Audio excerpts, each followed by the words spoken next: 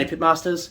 So this is the first of my brew review series. So about this time last year I started dabbling in homebrew, really getting into the craft beer scene, and I think I really solidified that when I was at Meatstock and tried the Pirate Life lager and South Coast Pale Ale, and that sort of took me away from standard draft lagers and you're sort of teetering on the line of commercial craft beers into the real craft beer market. And I've tried many. I've gone down the list. I've gone and sourced far and wide all the ones I wanted to try and people have recommended. One that I found a few months ago, which has been around for ages, and it's one that I actually hadn't tried yet. It was number 2 this year, I think, on the top Aussie 50, top 50 or 100 Aussie craft beers list, and it came in not in the top 5 as well the year before, a couple of years ago, and that is Balter's XPA. Now, if you're not familiar, an XPA it's like the middle point between a standard pale ale and an Indian pale ale, so your IPA. So what I mean by that is it's a bit stronger in the alcohol content on than a standard pale ale, and it's a lot hoppier, so it has more that bitter finish to it, but not as strong or high alcohol content as a usual IPA, or definitely not as hop driven, and not as bitter and niche as that. It's sort of somewhere in the middle where it's still enjoyable, still a great session beer, but it's got more of a kick to it, more like an IPA over a standard pale ale. So I've had plenty of these now, and I absolutely love them, and they're one of my top favourite, and it's easy to see why they came in very high up within the top 3 of the top 50 or 100 Aussie craft beers list. So cheers.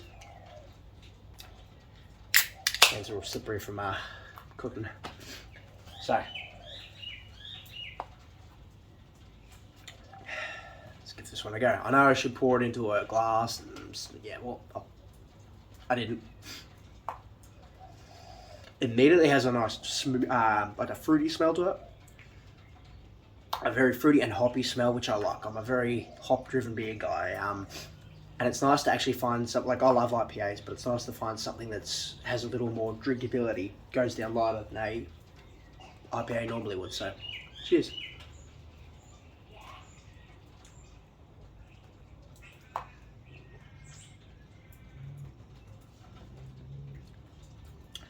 I like that it's got sort of a very light, creamy mouthfeel. Mouthfeel. More so than an IPA or a pale ale would, almost like a hazy mouthfeel, but very light, not that juicy mouthfeel.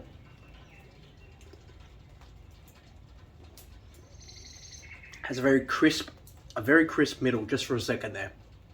As you say, with the flavours, it's quite crisp there, but goes down very, very clean.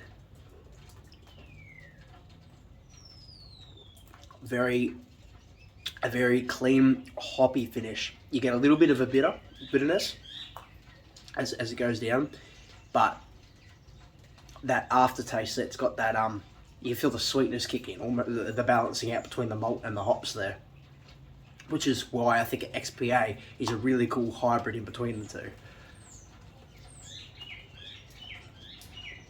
Drinkability, I mean, that's a great session brew. It goes down in sweet and malty, hits you with the hops, and then the aftertaste is back to the fruity malt again. Would have been good to see how thick the head was in the glass, so I may do that on the next one and record that, because as it goes down from the can, you can almost feel the foamy head, and I think that's where that creaminess was coming from. But again, crisp in the middle for a bit. So when I say creaminess, it's not a hazy pale ale, juicy type cream. I think it's just the head in the can, but it's nice.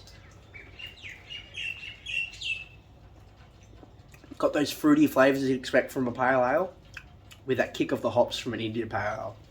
Overall, I see why it came in and is very high rated, one of the best craft brews around.